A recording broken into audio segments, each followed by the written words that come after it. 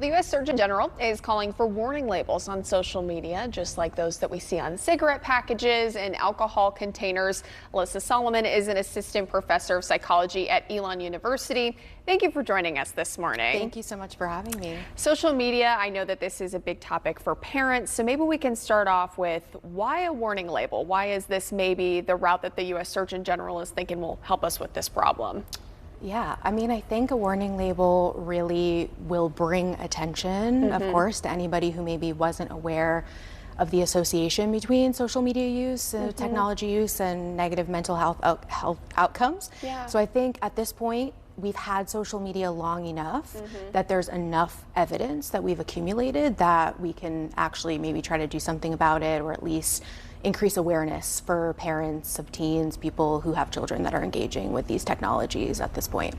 Talk to me about what some of those negative outcomes are. I know we probably know some of them, but we're not completely well versed in what all of those negative outcomes could be.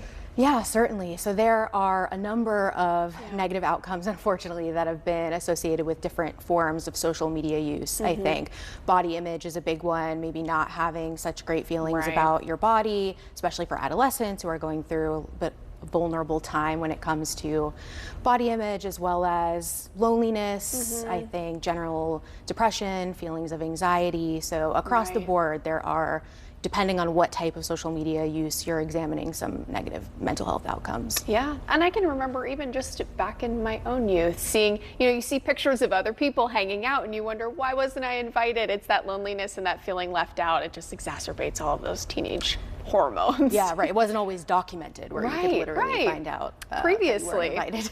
So what are some of the social media apps that this warning label will be associated with, and are really the ones that, are perpetuating some of these negative outcomes for our kids? I really think it depends on how the platforms are being utilized. I think in my own work, I've studied body image a lot and really focused on that. So we usually refer to them as highly visual forms of social media. So we're talking about Instagram, TikTok. These at least are the platforms that put a strong emphasis on physical appearance and maybe perpetuate a lot of those appearance norms where kids might be comparing themselves to what they're seeing, very conventional standards of beauty, and then coming up short and not really feeling like they can measure up. So I certainly think in terms of body image, or at least which platforms are the most popular right now among adolescents, Snapchat, TikTok, Instagram, the works. Do we see any kind of positive correlation? Because I know obviously with the negative there is some positive.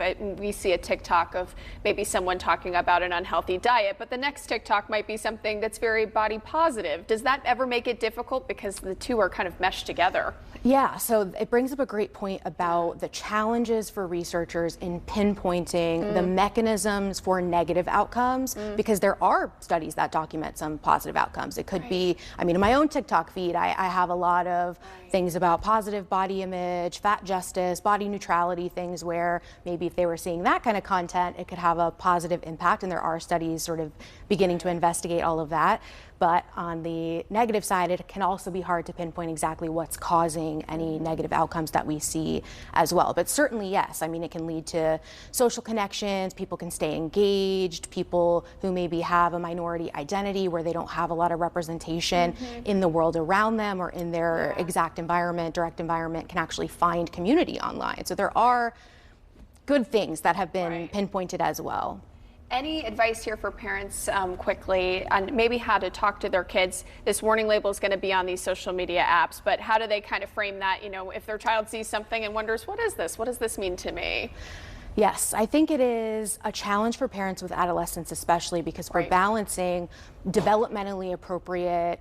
Adolescents are seeking autonomy, and how do you balance giving them that freedom, but also wanting to set some boundaries and have some rules, especially because social media is often an unsupervised activity. You don't know necessarily what they're getting up to when they're scrolling, or so I think keeping the lines of communication open, looking for what I would call problematic smartphone use, sort of an umbrella term that captures addiction-like feelings, behaviors, thoughts about social media, so kind of, or around technology, feeling anxious if you don't have access to it, or giving up opportunities for in-person interaction for technology, I think is one area where maybe keeping an eye out for when seems like maybe we need some more boundaries or rules around that. And anecdotally, my college students, when I ask them, what rules did your parents have about social media when you were younger, and how do you feel about them now that you have all of this autonomy, sort of living on campus and being away from home? And even if they found them kind of strict at the time, they say now that they usually appreciated some of the boundaries that parents set, like no phones up when you're going to sleep, or maybe meal times, limiting technology. So I think they do come to appreciate it when it's their turn to actually set those boundaries for themselves. It'll definitely create some interesting conversations between kids and parents. Alyssa, thank you for stopping by. Thank you so much for having me.